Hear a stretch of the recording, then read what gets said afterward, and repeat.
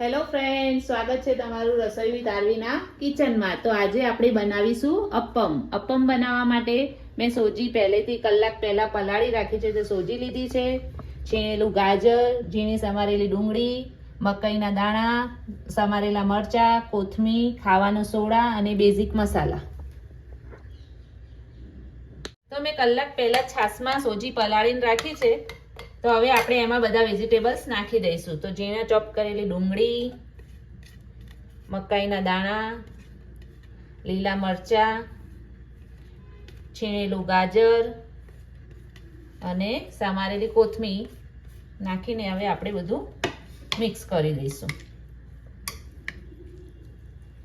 અપ્પમ માટેનું બેટર એકદમ મિક્સ કરી દીધું છે। તો જો ઘરમાં બાળકો વેજીટેબલ્સ ના ખાતા હોય તો આવી રીતે તમે અપ્પમ બનાવીને બાળકોને ખવડાવી શકો છો અને ખાવામાં ખૂબ જ ટેસ્ટી લાગે છે। હવે આપણે આમાં મીઠું નાખીશું। મીઠુંના ટેસ્ટ પ્રમાણે મીઠું, હળદર, ધાણા જીરું અને ખાવાનો સોડા।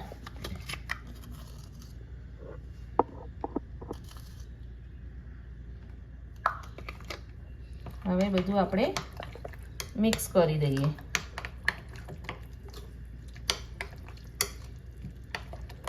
અને બાળકો માટે ખૂબ જ હેલ્ધી છે।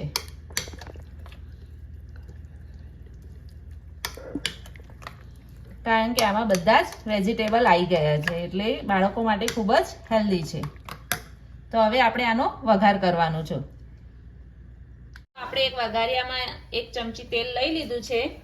તો હવે આપણે એમાં રાઈ નાખીશું,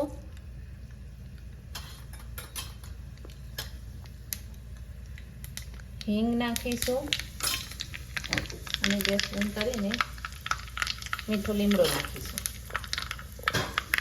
હવે આપણે આ વઘાર આપણે જે આ બેટર બનાવ્યું છે એમાં નાખી દેવાનું છે।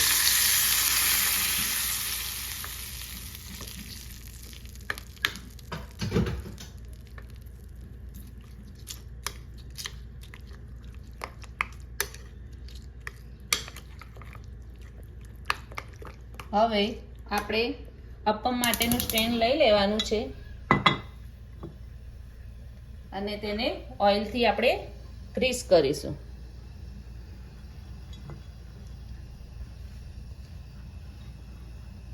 અપ્પમનું સ્ટેન્ડ ગરમ થઈ ગયું છે અને આપણે ઓઇલ વાળું બી કરી લીધું છે। હવે આપણે આ બેટર એમાં 1 ચમચી નાખીશું। બેટર નાખી દીધું છે। હવે આને 5 મિનિટ ઢાંકીને ધીમા તાપે આપણે થવા દઈશું। તો જોઈ શકો છો આપણા અપ્પમ સરસ શેકાઈ ગયા છે એક બાજુથી। તો હવે એને આપણે ફેરવી દઈએ। તમે આવી રીતે ચમચીની કે ચક્કાની કે કોઈ બી રીતે તમે ફેરવી શકો છો। તમે ચક્કાની મદદથી પણ ફેરવી શકો છો। જો બધા સરસ। હવે આ બાજુ આપણે 2 થી 3 મિનિટ થવા દઈશું। એને પણ આપણે ઢાંકી દઈએ। તો આપણા અપ્પમ રેડી થઈ ગયા છે। તો હવે આપણે એને પ્લેટમાં કાઢી લઈએ।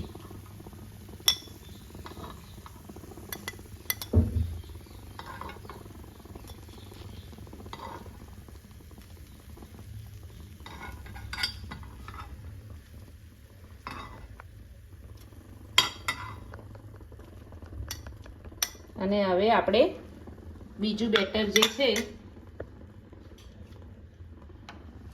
એ આપણે ફરીથી 1 ચમચી આપણે નાખી દઈએ।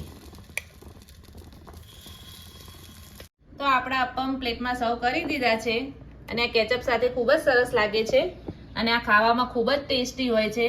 તો તમને જો મારી આ રેસીપી પસંદ આવે તો કોમેન્ટમાં જરૂરથી જણાવજો અને લાઈક, શેર અને સબસ્ક્રાઈબ કરવાનું ભૂલતા નહીં।